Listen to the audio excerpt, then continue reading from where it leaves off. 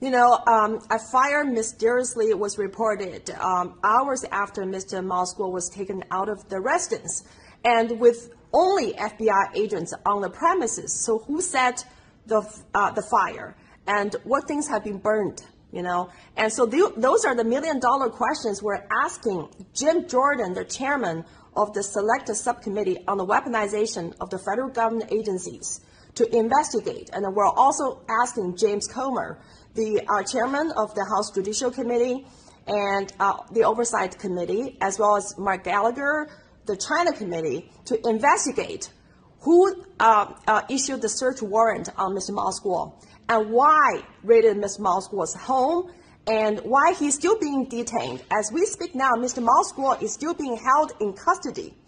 And who set the fire, and what things have been burned? Those are the million-dollar questions we're asking for this Congress to start investigating.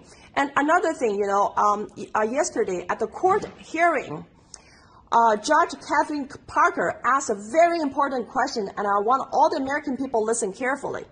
He asked the New York Southern District Federal Prosecutor about what are the critical information that should not be concealed from the judges and American public.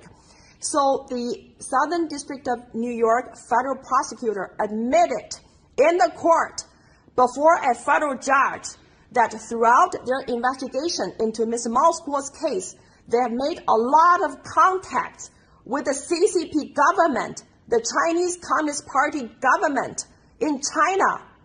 You know, the CCP is trying to destroy Mr. Moskwa. Imagine, Josh, you're a Jewish person, you know, during the World War II. This is like American federal prosecutors collaborating or relying on Nazi Germany to provide assistance and information to investigate into American Jews on the U.S. soil. Your reactions? This is an absolute travesty and overreach, obviously, of the DOJ and the American judicial process. I mean, this is an absolute travesty, but it just goes to show how far the tentacles of the CCP have reached themselves into the American judicial process. And I'll tell you why I'm passionate about something like this. You know, one thing I know about Miles Guo is he understood that you have to create an alternative media source in order to speak truth, in order to allow light to shine into darkness. And that's the one thing that they are most afraid of. They don't want the narrative in the media changing, because this is how they control people. And so people wonder why I'm so passionate and speak so boldly on issues like this. Because the reality is that one day I'll be the next one to go to prison. I'll be the next one that they're trying to trump up charges against. I'll be the next one.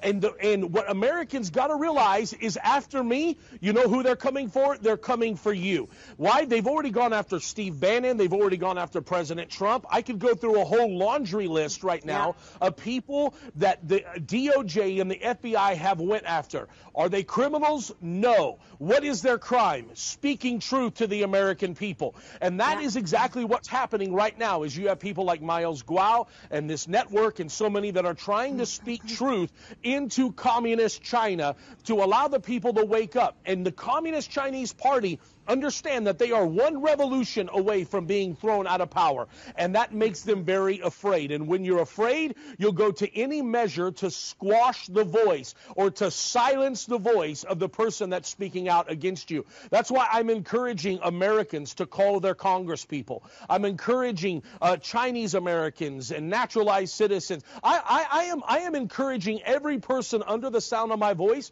to write a letter, to write an email. Why?